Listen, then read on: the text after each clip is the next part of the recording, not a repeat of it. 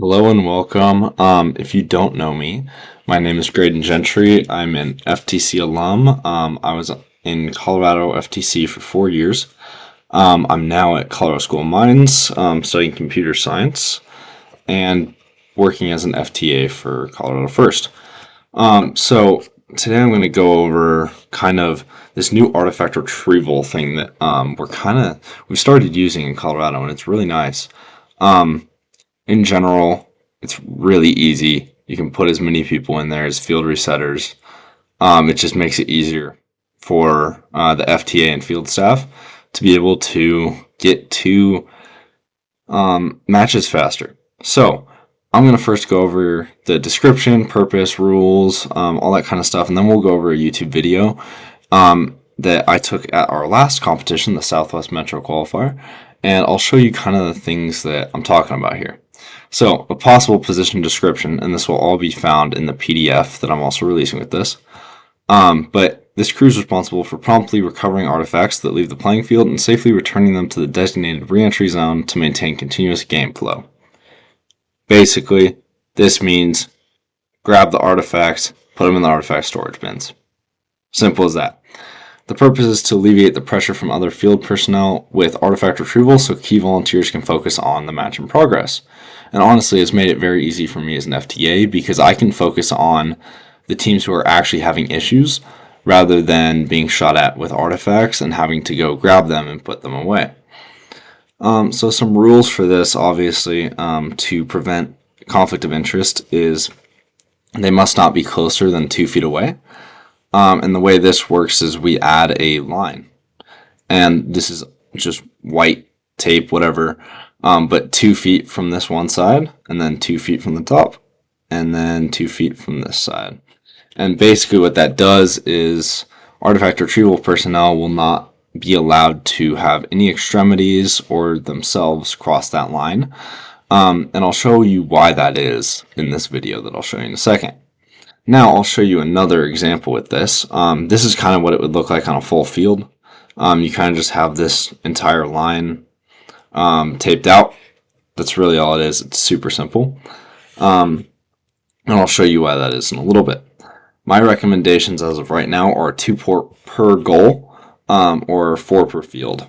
And what's really nice is they can transfer from field to field if you're running 2 fields simultaneously, or I guess running a 2-field system, one after another.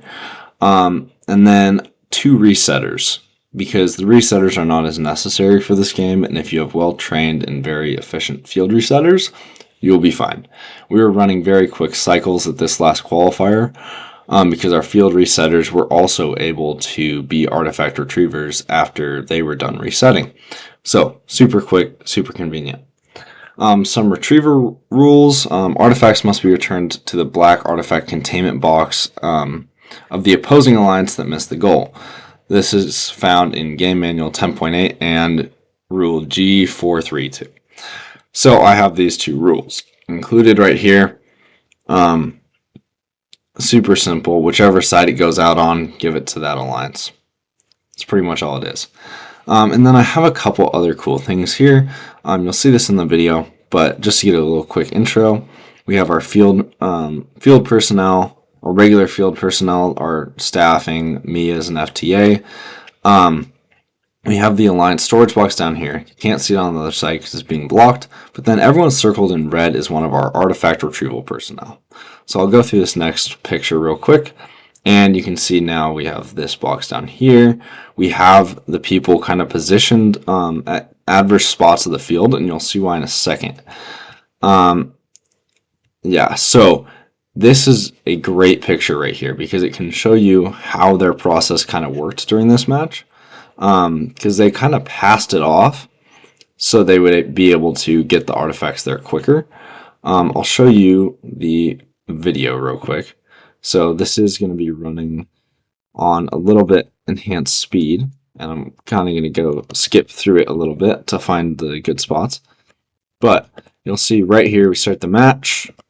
We have a couple artifact retrieval personnel back here, a couple right here, a couple on this other side as well. And now what we'll do, I'll see once we get to this match start, Okay, so we got a match start, and you can see right here, kind of right there, you could see how the ball comes up, they're watching it, and it comes back, and they hand it off, and this person just goes and puts it right here.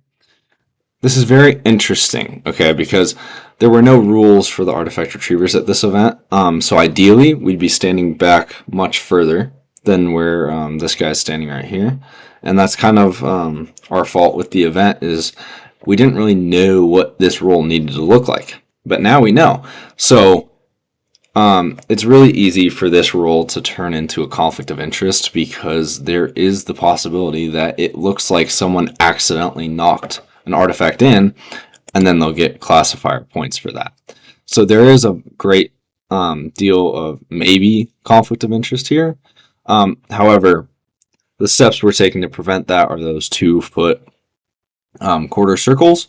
But I'll kind of just play through this match real quick, and we can see other instances, because these two are both standing very, very close to the goals right now, to the point where they can pretty much reach all the way inside if they wanted to, which is where that COI comes in. However, fairly easy to prevent. Most of what we're seeing here is this person specifically, not to point any fingers, but is basically guarding the goal right behind it. At any point could have dropped it in. The other cool thing that happened in this competition, and you might have seen it right there, is they're kind of throwing them back and forth. I would tend to not do that in this scenario, because, and follow more of like the runner approach, because that throwing, I mean, you can already see we just lost two, almost just lost a third one, and that prevents for that reasonable time to actually get those artifacts back. I do like how we can see on this side, this guy's standing a little bit further back now. That's perfect. Because now artifact retrievers don't have to chase the whole time. It's more of just, hey, it went out. All right, let's go grab it and then give it to someone else. They can go put it in the box. So also we don't get an overload to where we're going and grabbing 5 at once, and oh, another one was just shot over, and now we have another one to go grab. It was interesting at this qualifier, and kind of more about that rule that we added and are kind of advising on, is that 2-foot, because there were a couple instances where the artifact was probably already going in, but it just looked close, and no one was really sure if it got knocked in or if it was already going in. So it's just one of those things, just like, hey, we got to be careful here. We don't think anything went wrong, but let's make sure nothing goes wrong in the future. So nothing really bad. This event was really the trial run, especially for Colorado with this. And there weren't really any instances of people intentionally knocking them in. But yeah, you can see why this rule helps, because throughout this match, I was helping both of these teams, and I was able to help both of these teams in comparison to standing behind the goal and potentially being an artifact retriever myself. So that's kind of why that works. It's really nice position for field staff, because we're actually able to designate our whole selves to this event. And yeah, so I'm releasing this video along with that PDF right here. And this PDF has all the stuff I've talked about, just detailed. My email's on here if you need to get in contact. But yeah, that's the artifact retrieval training. So thank you.